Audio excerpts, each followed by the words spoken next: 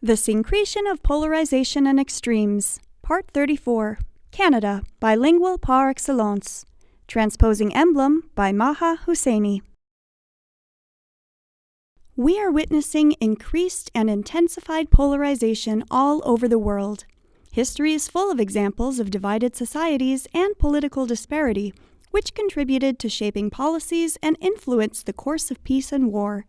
Disparity, exclusion, diversity, and cultural differences may give rise to extreme standpoints. Elements such as nationalism, identity, distribution of wealth, and language are generally used for political purposes. Unfortunately, these elements create discord and division and are responsible for divergence. Society is then pulled apart and driven to conflicting extremes. Politics in Montreal is of a linguistic nature. As a newcomer, I was always fascinated by the ability of Montrealers to switch between languages with an astonishing degree of fluidity. Montreal is a bilingual city par excellence, a city that embraces cultures and creates a blend that thrills and bewilders. However, the magic vanishes when one digs deeper and goes beyond the appearances. Montreal has its differences and internal controversies.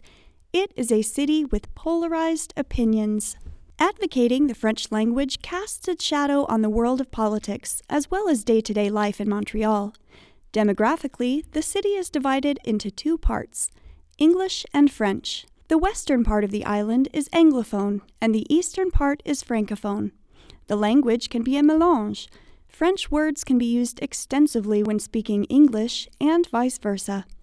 However, language on the island of Montreal might pose a challenge. Bilingual Francophones sometimes hesitate to use English and may refuse to speak it, and the same applies to French-speaking Anglophones. Very proud of their heritage and cultural distinction, the French protect a language that distinguishes them.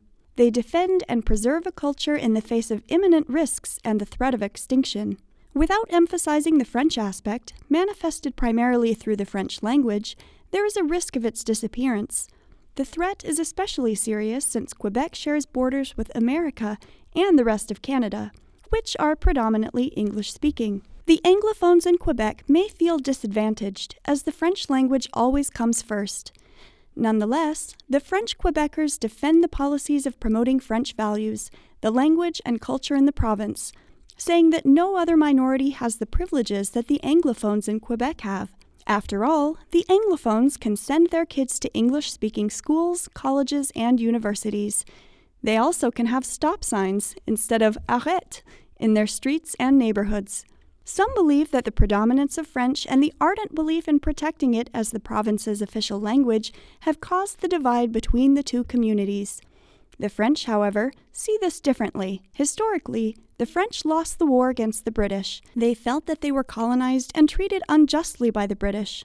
Many French people became poor and lacked education due to the British policies.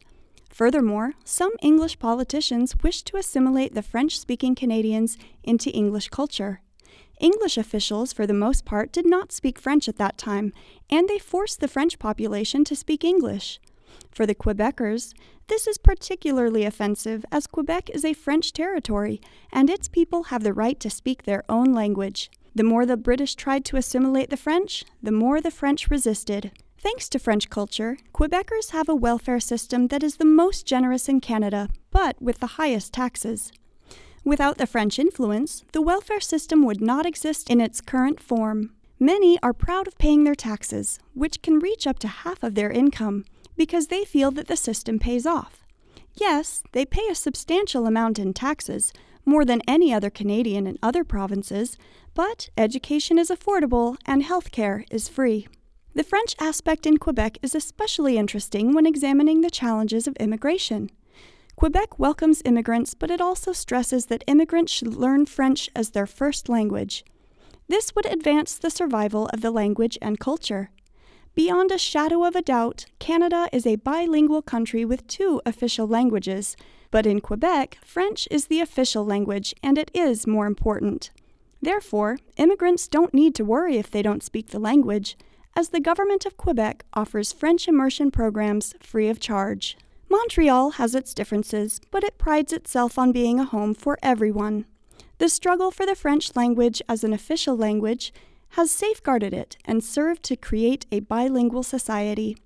By mastering English and French, Quebecers were able to develop a linguistic amalgam. French words such as dépanneur, convenience store, chalet, cottage, autoroute, highway, are used in English, whereas semi-English phrases such as these are commonly used in French. J'ai uploadé le document. I uploaded the document. J'ai un hangover. I have a hangover. It is true that polarization divides and can create disagreements and rivalries.